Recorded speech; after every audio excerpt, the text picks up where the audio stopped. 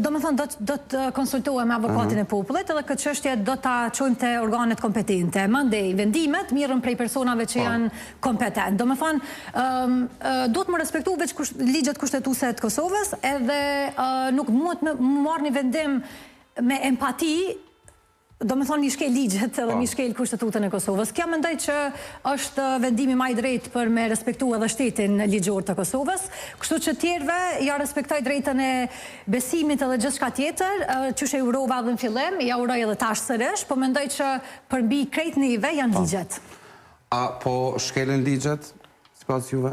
Mbleja në fillimisht i bashkuam urimit të bashkëfolqës në studio, juroj gjithë besimtarë musliman mujnë në shenë të Ramazanit, miku si detaj në fillim, dërsa se për këtë ligjeve, ne përderisa nuk i shkelet as një drejt, as pësëndënzve, as nëzënzve në këtë rast, ne nuk mendojmë që është kundër kushtetuese, nuk mendojmë që nuk mund me dita i shkel një drejtat e tjerve, sepse në momentin që shkolla ta refuzon, do më thonë vendimin, i bjen që nuk është shërtu mirë mjaftueshëm, për shkak që nuk ka hapësirë në aspektin organizativ për me ju përshtat një orarit të tillë, edhe tjetra që duhet me u respektu, nuk mundemi me folë në emën të njerëzve të tjerë, për cilët nuk besoj që krejt shkollat e Kosovës dhe mendimet e secilit nxënës e prind e mësimdhënës janë marrë përmes vendimit të drejtorisë.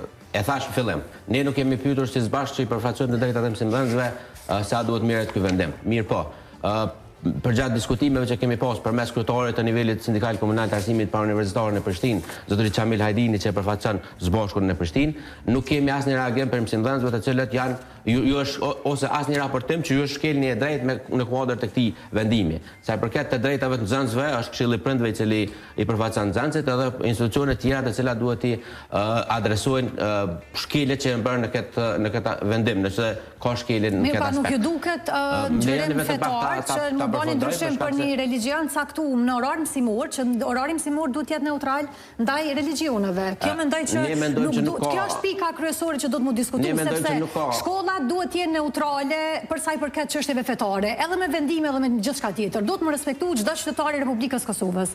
Në momentin që ne nisim me një anim caktuar, atëherë duhet me kthy prapë në thelbin e çdo religioni tjetër, dhe m'ia plotësu dëshirat krejt religioneve tjera që jetojnë në Kosovë, domethënë besimtarëve që jetojnë në Kosovë, edhe mandej krijohet një katrahur sociale që duhet me këto zona rregullohen me ligj. Kështu që dërgojmë te avokati i popullit, çështja qohet në instancat kompetente të Kosovës, edhe ky problem zgjidhet. S'kem çka me diskutuar, po mendoj jetojmë në demokratik, edhe ne si zbashk pajtohuna plotësisht me bashkëfolqen, secili person ose secili organizatë që përfaqëson një drejt në kuadër të këtij cikli që e ka prek ky vendim, e ka drejtën e vet kushtetuese me çu mendime ose kërkesa drejtuar avokatit popullit e avokatit popullit drejtuar edhe gjykatës kushtetuese për vlerësuar kushtetueshmërinë e këtij vendimi, të përkrojë plotësisht në mendimin që nëse mendoni që ka shkelje të drejtuar në avokatit popullit, edhe Këshilli i Prindve edhe këshillet tjera ose institucione tjera që preken për këtij vendimi,